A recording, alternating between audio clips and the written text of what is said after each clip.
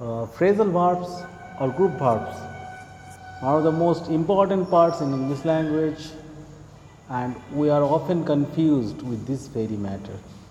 One of the toughest also, because it requires a hectic task to memorize all these things. But memorizing will not only help you to understand all this matter. So we should make one proper and distinguished video that will make a verified list of all these things. Further, the formal procedure to learn these things. Then we can make some shortcuts, or we can make some way out which will make the matter easier. So this video is the formal one, or the first one, you can say, introduction to phrasal verb or group verbs. Hopefully this one will help you, and most importantly you have to note down those things which are important. Don't write down everything, only those things which are important here. Go through this video, sure. Here you start phrasal verbs. First we will go through the definition or the explanation, so that we can have a formal and valid idea of all these things. Afterwards, we will go through the shortcuts or the easier methods to make learning easier. But more than that, what we have to do for this one, we have to be extremely concerned and careful. What's a phrasal verb?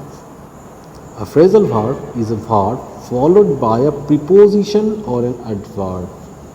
The combination creates a meaning different from the original verb alone. So when the verb was original, it did have different meaning, and when it is a phrasal verb, it does have a different meaning.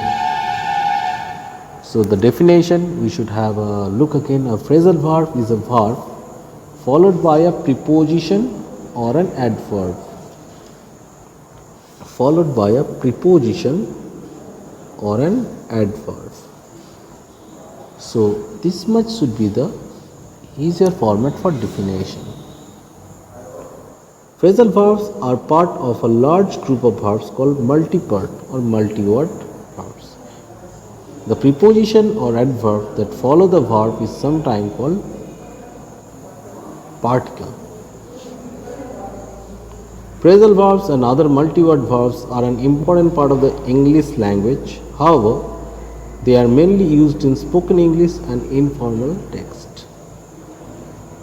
They should be avoided in academic writing, where it is preferable to use a formal verb such as to postpone rather than to put off. So when you write formal writing, you should use to postpone instead of using to put off. To get, few examples are there. To get means to obtain. I need to get a new battery for my camera. Here to get, one means to obtain, another one means to meet. Why don't we all get together for lunch? Types of phrasal verb. We have transitive phrasal verb as well as intransitive phrasal verbs. Now, this should be written, prepared in a fair format with utmost importance. Though informally spoken, this does have a valid part in question number 5B, and that provides you 4 marks. 8 pieces of example will be there, question will be there, each consists of half marks, so 4 marks. Further than, it makes a sentence look far better. The phrasal verbs need an object in order to be used. I made of an excuse. Here made of,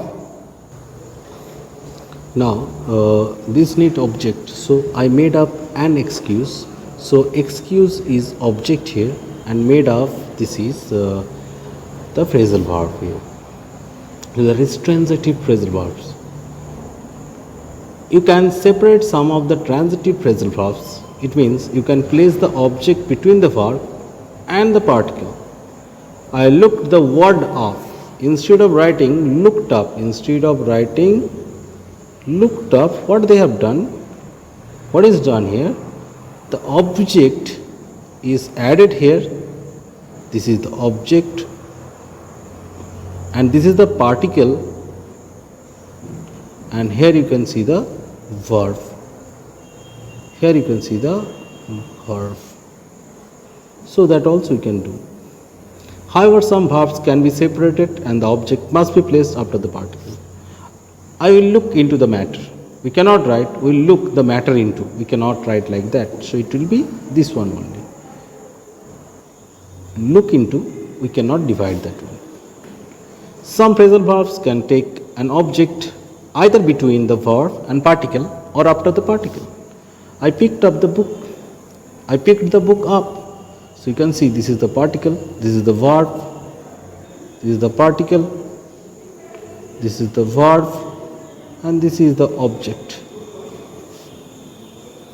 Note, however, if the object is a pronoun, it must be placed between the verb and the preposition. I picked it up.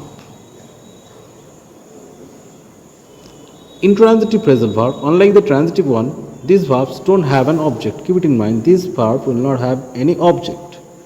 My car broke down. There is no object added here.